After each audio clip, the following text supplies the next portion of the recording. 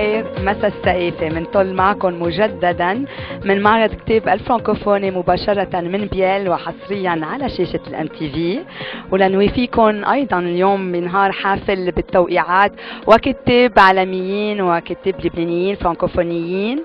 واليوم نهار ما قبل الأخير من هالمعرض الرائع. Le compte à rebours a commencé. Il ne reste plus donc que ce soir et demain. Pour tous ceux qui n'ont pas encore visité ce salon dans sa 20e édition, il faut venir et vous n'avez plus que quelques heures ce soir et demain toute la journée. C'est un salon exceptionnel. Et vous êtes nombreux donc à suivre le concours l'auteur du jour. Je vais commencer à vous donner les 3 indices de ce jour. Il est historien et scénariste français. Il est de même auteur pour la jeunesse et illustrateur. Et il signe son ouvrage aujourd'hui.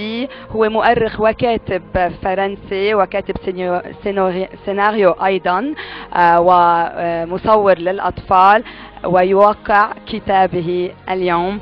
وقبل ما استضيف ضيوفي باستوديو الام تي في مباشرة من البيال بحب لا بونسوار لإلسا. Bonsoir Karen, bonsoir à toutes, bonsoir à tous. Comme chaque soir, j'ai le plaisir de vous présenter une panoplie d'activités, de conférences, de débats et d'expériences passionnantes en direct du Biel. Et ce salon du livre est, comme l'a souligné hier soir Monsieur l'ambassadeur de France, Patrick Paoli, lors d'une réception à la résidence des Pins, non seulement un lieu de rencontre culturelle, mais aussi un lieu de rencontre sociale entre tous les Libanais. C'est devenu un rendez-vous incontournable de l'automne libanais. Et donc, comme Karen l'a dit, vous avez jusqu'à demain pour venir et participer à nos activités et justement participer également au quiz que je lance au début de chaque émission. La question du jour aujourd'hui pour le quiz SDL est la suivante. Quel personnage de bande dessinée tire plus vite que son ombre? Quel personnage de bande dessinée tire plus vite que son ombre? Une seule réponse, des gagnants, beaucoup de gagnants. Je vous conseille donc de venir ici en direct du Biel pour répondre à cette question. Karen, à toi l'antenne. مشاهدينا الكرام بحب رحب بضيوفي اليوم. أهلا وسهلا فيك Monsieur Joseph Chami ainsi que Fatma Khalife. Vous êtes tous les deux des auteurs libanais, vous êtes franco-libanaise, vous avez voyagé dans tous les pays et vous êtes là donc à Oman et donc vous êtes aussi titulaire d'un DEA en philosophie et sciences politiques de Paris 1 et vous adorez la philosophie et la littérature. Donc vous venez de signer Frénésie, un roman passionnant qui parle d'une femme, d'une héroïne qui se met à nu, Manon, et qui parle de son passé, peut-être pour mieux comprendre son présent et se préparer pour un futur meilleur. Est-ce que Manon, quelque part, est aussi l'histoire de Fatma? Non, c'est pas vraiment mon histoire, mais bien sûr, le livre part d'une histoire vraie. Et Manon, c'est un peu toutes les femmes, toutes mes amies qui sont autour de moi, toutes les femmes peuvent se retrouver en Manon. Et il y a un peu de toi peut-être, de ton passé, de tes souvenirs. Oui, en fait c'est un livre, je pense, qui parle, qui explique en fait comment on peut vivre son présent tout en conservant en fait son passé et en essayant de protéger son futur. Je crois que c'est ça que Frénésie pose. Et donc, on remarque que cette femme, elle tient à son époux, à ses enfants, parce qu'elle trouve que quelque part, ce sont ses points de repère et ces points où elle peut vraiment soutirer toute sa force. Oui, oui, oui. Et donc, quelle est l'histoire de cette femme à travers les tentations qui sont là face à elle? Et puis là, elle c'est comme si elle s'attachait à sa famille pour ne pas sombrer dans les tentations. Les tentations, on a tous, en fait, on est toujours confrontés à des tentations. Et je pense que là où on a un point de repère, on se raccroche toujours. Enfin, je ne pense pas qu'il ne faut pas céder ou céder à la tentation. Ça dépend des situations, ça dépend de notre éducation. Exactement. Mais je pense que la famille, oui, c'est un point de repère, c'est une force. C'est une force et c'est le point solide de chaque personne. Bien sûr. Monsieur Chami, Joseph Chami, donc vous êtes diplômé en planification et vous étiez secrétaire de rédaction du Jour, puis de l'Orient du Jour, et aussi rédacteur en chef de magazine, fondateur des Fiches du Monde Arabe, FMA, et conseiller de presse à Babda sous le mandat du président Amin Jmeil, dont vous sortez le livre, votre 8e volume, à propos du président Jmeil. Quels sont les points forts de ce président qu'on ne retrouve pas dans les 7 autres volumes? Quels sont les points forts du président par rapport à quoi? Oui, Jmeil. Vous devez parler dans votre micro. C'est le livre qui traite d'un mandat relatif à l'histoire qui est en même temps de l'actualité. Bien sûr. Puisque nous avons pratiquement tous, à partir d'un certain âge, souvenir de la plupart des événements.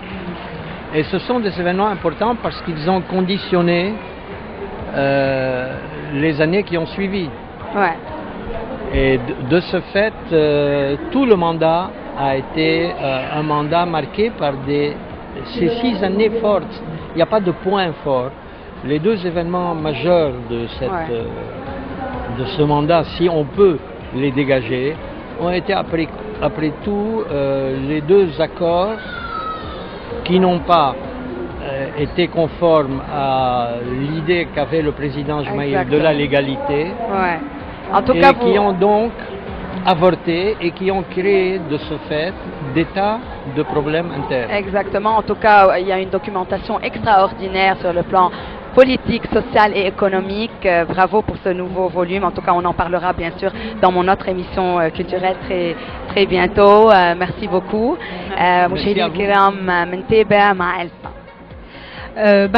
Bonsoir, vous êtes arrivé hier soir de Paris pour participer à une table ronde qui se déroule en ce moment même. Je vous ai donc volé à cette table ronde et qui s'intitule « Les nouveaux horizons de la littérature francophone libanaise ». Quels nouveaux horizons ? Les nouveaux horizons, c'est une littérature qui se propose d'être un peu différente de la littérature classique, ce qui fait qu'elle ne part pas d'un roman classique avec une intrigue et des personnages. Elle est plus spéculative, il y a plus d'introspection, elle est plus expérimentale, elle s'apparente plus au nouveau roman. D'une certaine manière, elle allie, si vous voulez, la littérature, la philosophie et la poésie. Et dites-moi, Monsieur Reza, vous êtes maître, vous êtes avocat, vous êtes philosophe, vous êtes également attaché culturel auprès de l'UNESCO. Parlez-nous un peu du pluralisme culturel du Liban, puisque vous avez des ouvrages qui parlent de cela. Effectivement, j'ai cette quête identitaire qui s'est articulée également d'un point de vue d'anthropologie politique, sur l'expérience libanaise et sur comment pouvoir élaborer un concept de la diversité culturelle, qui est aujourd'hui un problème qui touche toutes les sociétés. Et donc, il faut profiter de l'expérience libanaise, qui est très aboutie dans un certain registre et peut-être un peu défaillante dans d'autres, pour pouvoir dégager une réflexion sur la diversité culturelle. Parce que chaque fois qu'il y a une action, il faut qu'il y ait un concept à élaborer au départ. Donc j'ai travaillé sur Hérodote, le père de l'histoire, et j'ai essayé de proposer une lecture d'anthropologie politique de la diversité culturelle libanaise. Bon, excellent, merci. Je vous laisse à votre conférence. Merci pour ces détails. À bientôt, j'espère. Merci beaucoup. Merci. Donc maintenant, nous allons passer à Maître Gufder qui se trouve en face de moi. Entre-temps, on va avoir le loisir donc de voir ces œuvres qui sont ici, et donc je vais l'inviter à venir participer à l'émission. Maître Gufder, vous êtes en direct à la MTV. Non, vous êtes en direct à la MTV. Après, vous me faites la dédicace de l'ouvrage. Donc, vous êtes maintenant en train de dédicacer votre ouvrage qui s'intitule le rock, n'est-ce pas? Donc, pourquoi on vous qualifie de tourbillon? Pourquoi on vous qualifie de rock, à votre avis? Vous me qualifiez de tourbillon? Oui. Ah là là, de tourbillon, parce que, je sais pas, je suis arrivé à un âge assez avancé, à 93 ans, et j'enseigne encore la dernière année d'architecture. Ça fait un tourbillon, j'ai passé ma vie en tourbillon. Tous vos étudiants disent que vous êtes un exemple, vous êtes un inspirateur, vous êtes un artiste pas comme les autres. D'ailleurs, vous utilisez tous les matériaux, vous utilisez même des déchets, des tas de ferraille, du roseau, de la plume. Comment vous inspirez? Qu'est-ce qui vous inspire? Votre source d'inspiration, comme on le voit dans le livre ici. Je vais le faire voir. Ma source d'inspiration, c'est l'imagination, c'est la poésie, et puis c'est Dieu, parce que je vis sous l'ombre de Dieu. C'est Dieu qui me dirige. Je prends toute ma force. Hein. Je suis en contact avec le bon Dieu. À travers votre art. En tout cas, merci beaucoup, c'est vraiment passionnant. Je vous conseille de venir au Salon du Livre voir l'exposition Gufder et également l'ouvrage que l'ALBA, l'Académie libanaise des beaux-arts, a consacré à ce grand artiste exceptionnel qui nous vient du Liban. Merci beaucoup pour cette entrevue. Je vous laisse à votre tourbillon et à la suite de vos signatures. D'accord. Je vous remercie beaucoup, Elsa. Et je n'arrive pas à oublier votre gentillesse, votre intelligence. Et je veux vous dédier maintenant un livre. Merci. Merci beaucoup. À quelques instants après la pause et on se retrouve.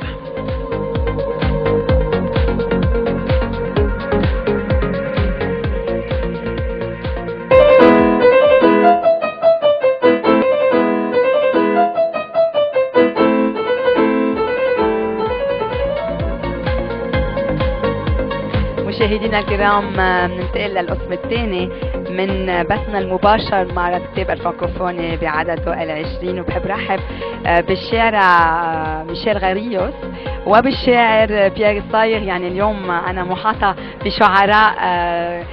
Pierre, tu n'as que 19 ans, tu es en deuxième année de droit à l'université Saint-Joseph. Tu as publié ton premier recueil Aurore et Crépuscule en 2009 et je t'ai reçu.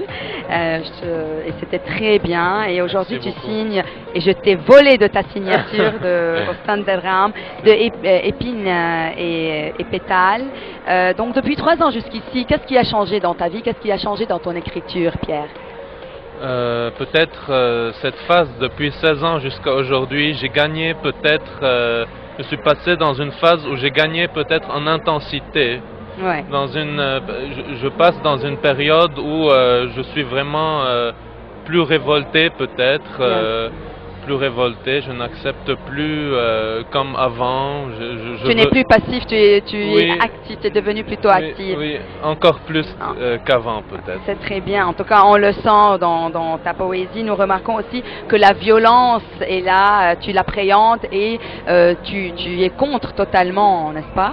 Tout à fait, j'essaye d'en répondre par justement peut-être l'antithèse à la violence qui est un recueil de poésie. Bien sûr, en tout cas c'est un message de paix venant d'un jeune homme et tu représentes toute ta génération, ça fait plaisir.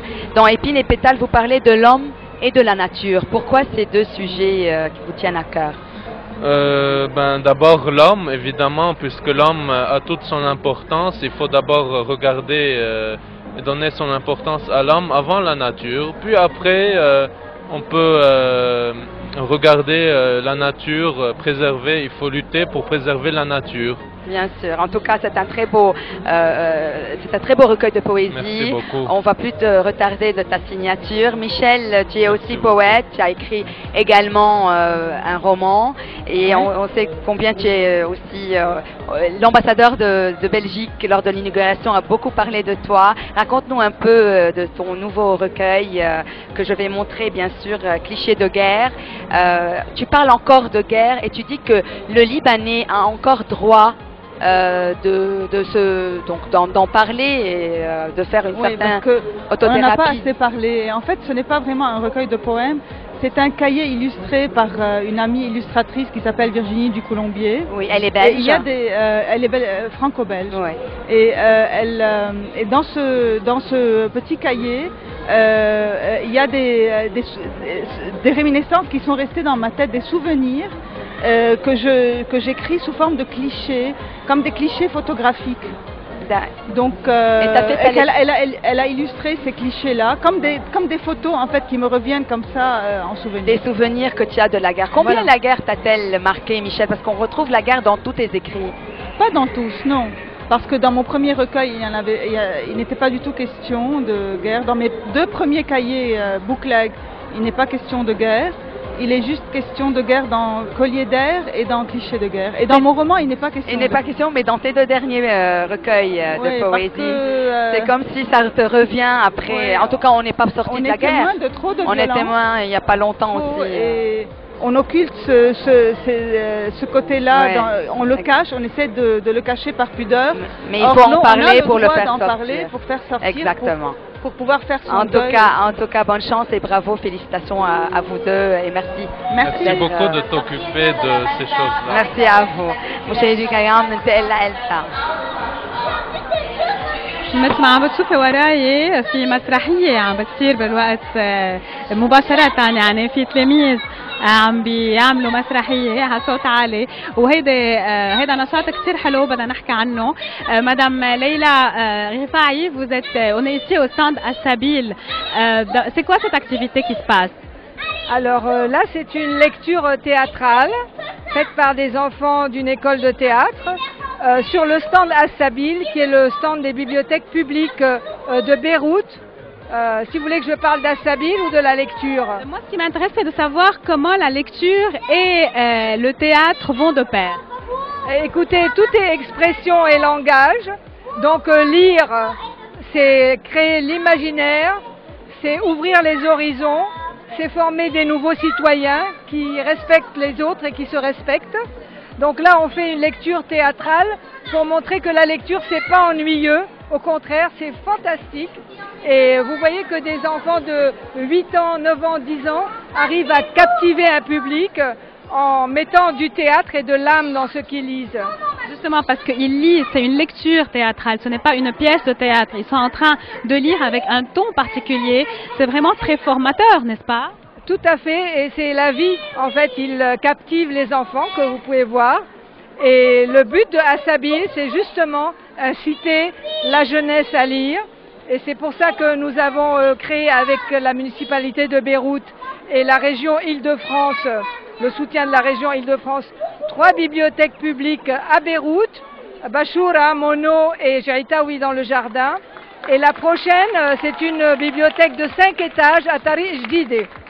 Et l'objectif, c'est de créer 10 bibliothèques publiques dans Beyrouth. Nous avons 2 cotobus qui sont des bus bibliothèques qui tournent dans les banlieues, parce que ce n'est plus la ville de Beyrouth malheureusement. Et nous avons un réseau de 30 bibliothèques publiques dans tout le Liban. Et on espère que tout le monde va se mettre à lire dans le pays de l'écriture.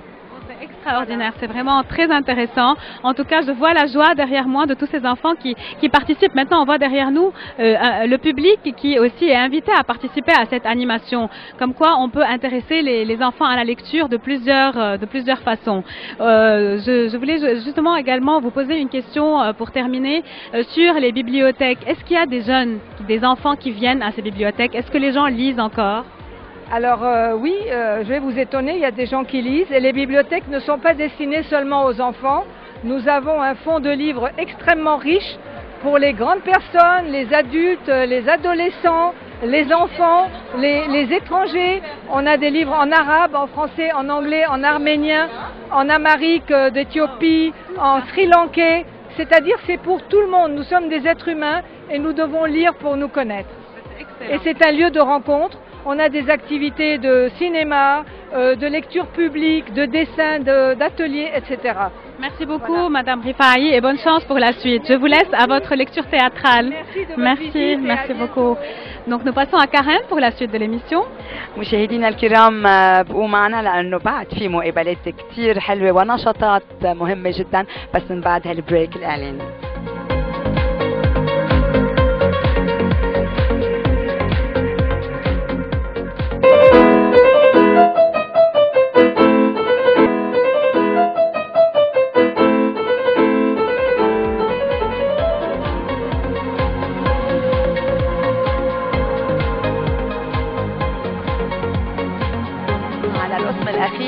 من حلقتنا الخاصة مباشرة من معرض كتاب الفرانكوفوني من بيال وننتقل لزميلتي إلسا لنشوف شو عندها جديد.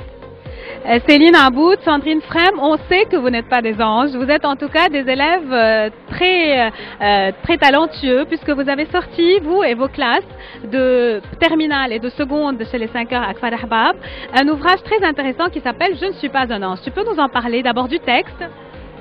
Ok, Je ne suis pas un ange, c'est un ouvrage qu'on a fait l'année passée, quand j'étais en première et quand Sandrine était en troisième.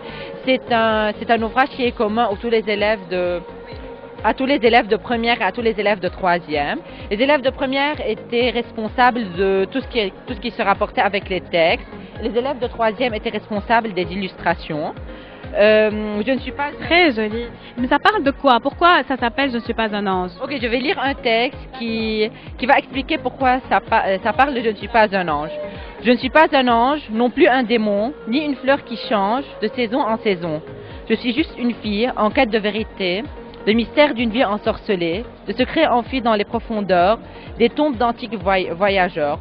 Donc ça parle un peu de l'homme qui est en quête de quelque chose, et ça parle un peu des qualités et des défauts. Dans cet ouvrage, c'est un ouvrage composé de plusieurs textes. Chaque texte, ça parle d'une valeur. C'est excellent, je vois l'ambition, la douleur, le corps, l'adieu. C'est très joli. Très très beau, bravo. Je voulais également poser une question à Sandrine. Vous, votre classe a travaillé sur les illustrations. Vous avez dessiné en cours d'art plastique? Oui. En fait, on a pris le sujet de Gustav Klimt. C'est un peintre viennois qui était un peintre symboliste. Il était membre du mouvement de l'art moderne et tout ça. Alors on a pris sa technique. Il est caractérisé en fait par l'utilisation de l'or dans ses peintures. Si vous voyez bien, c'est ce qu'on a pris. Mais au lieu de la peinture à l'huile, on a utilisé l'aquarelle, qui est en fait caractérisée par l'atténuation de la vivacité des couleurs. On voit bien que ça a donné un effet de brillance et de luminosité. Et j'aimerais aussi ajouter que cette année 2012, c'était l'année commémorative de Gustav Klimt. On a fêté le 14 juillet 2012, son 150e anniversaire. Oh, vous êtes vraiment cultivés. Vous n'êtes pas des anges, je le répète, mais vous êtes très doués. Bon, bravo pour cette activité. Vous pensez que des activités pareilles sont des activités utiles aux élèves, aux étudiants? Oui, bien sûr, parce que l'élève, par ses ouvrages, l'élève se connaît, il connaît ses qualités et ses défauts, il connaît ses capacités en écriture et en peinture. Bon, maintenant, vous allez rester à côté de moi parce que dans quelques instants, on va répondre au quiz. La question du quiz aujourd'hui, c'est quel personnage de bande dessinée tire plus vite que son ombre? Donc, dans quelques secondes, on va répondre à cette question. Ou bien tout de suite, là, est-ce que quelqu'un a la bonne réponse à cette question? Vous savez quel personnage de BD tire plus vite que son ombre? Vous avez gagné hier. Vous ne pouvez pas gagner tous les jours, monsieur. Oui.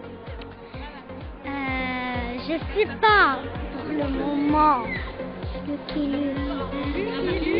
Très bien, vous aussi vous dites? Oui, c'est Lucky Luke. Lucky Luke, très bien. Et vous savez? Bon, d'accord. Donc on a déjà la bonne réponse.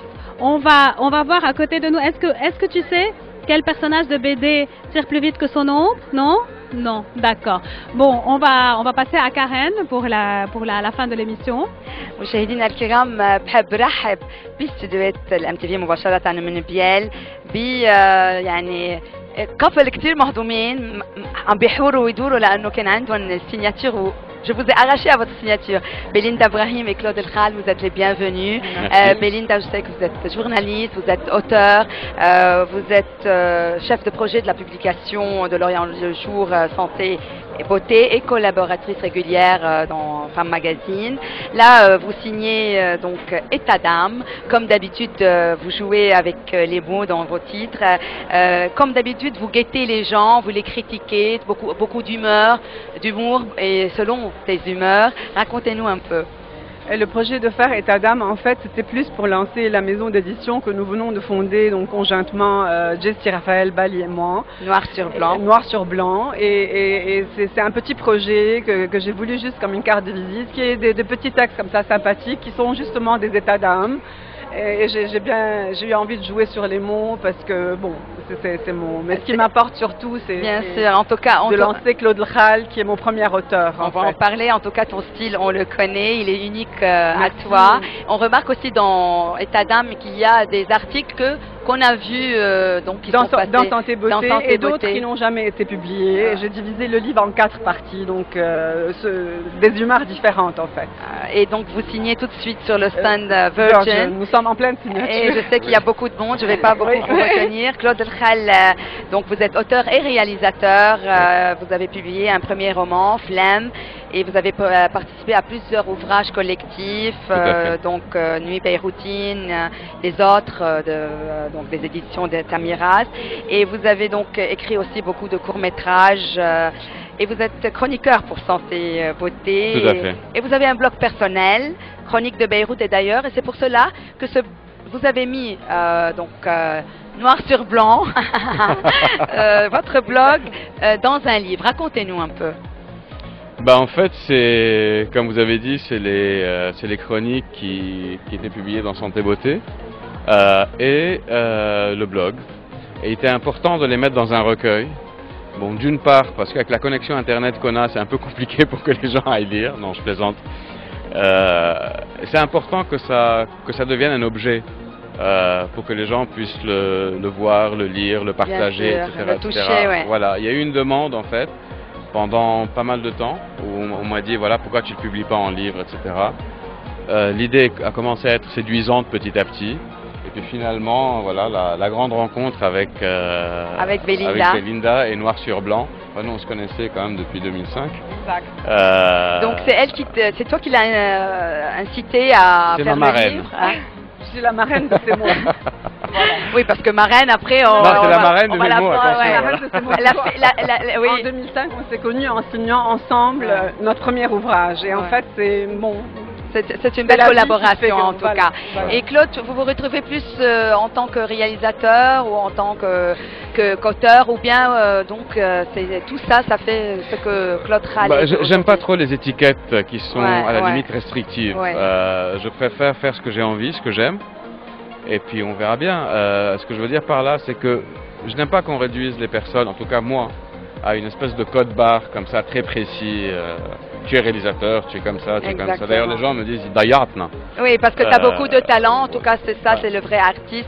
Belinda, noir sur blanc, vous avez des critères sur lesquels vous allez accepter les livres, ou bien c'est pour tout le monde? Ce qui est le plus important, c'est que notre démarche est surtout de travailler le livre avec l'auteur, mais vraiment de A à Z avec l'auteur, et que l'auteur se sente vraiment chez lui, et non pas de prendre des textes en se disant que les textes nous appartiennent et d'en faire ce qu'on veut. Donc Claude a pratiquement fait son livre avec nous jusqu'au choix de la typo, jusqu'au choix du papier. Ça fait plaisir. Il faut que l'auteur sente que le livre lui ressemble aussi. Tout à fait. Et c'est ça notre démarche. En tout cas, bravo et merci beaucoup. Bravo et bonne chance pour la continuation de votre signature. Merci beaucoup. Merci à vous. Mouchahidine Anetella Elsa. Dernière partie de l'émission, comme d'habitude, c'est le quiz SDL.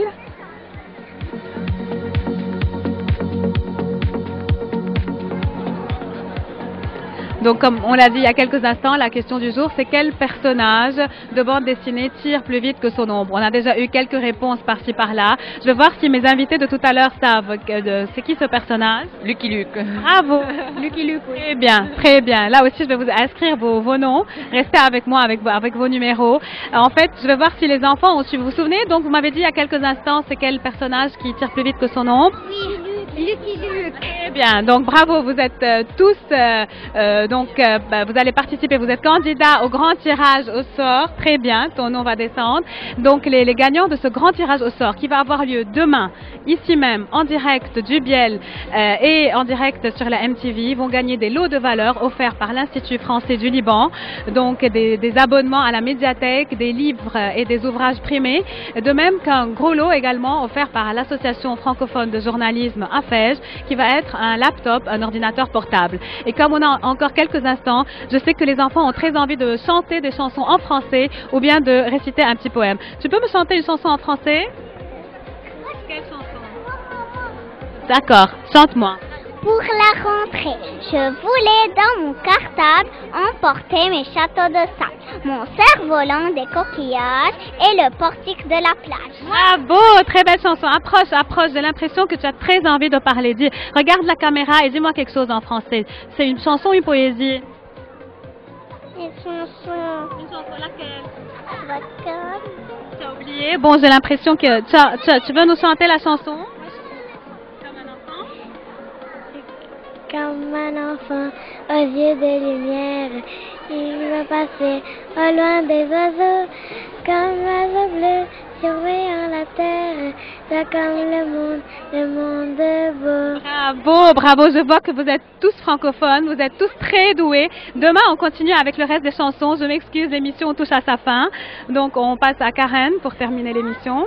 مشاهدينا الكرام، أنا بودعكم على الشاشة ولكن رح لاقيكم لتوقيع كتابي اللي هو أكيد للوالد مون بير لو روا دو موند. أنا أكيد إنه هو من السما عم بيكون راضي على كل شغلي وبتشكروا على كل شيء. رح أمضي لكم أولا لكم أول نسخة من كتابي لأنه أنتم المشاهدين، أنتم اللي بتعطوني القوة وأيضا كل الأمور الحلوة اللي عم بتساعدني أكيد بمهنتي.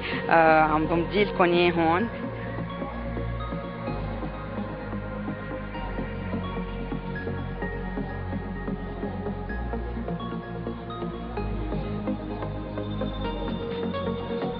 À tous les téléspectateurs, je vous aime. Merci. وهيك أنا بودعكم وأكيد بشوفكم بكرة بكتاب الساعة 11 وبيرجع بيتجدد موعدنا الأخير بكرة بحلقتنا الأخيرة الساعة 6 مباشرة من البيل. كونوا كتار على الموعد.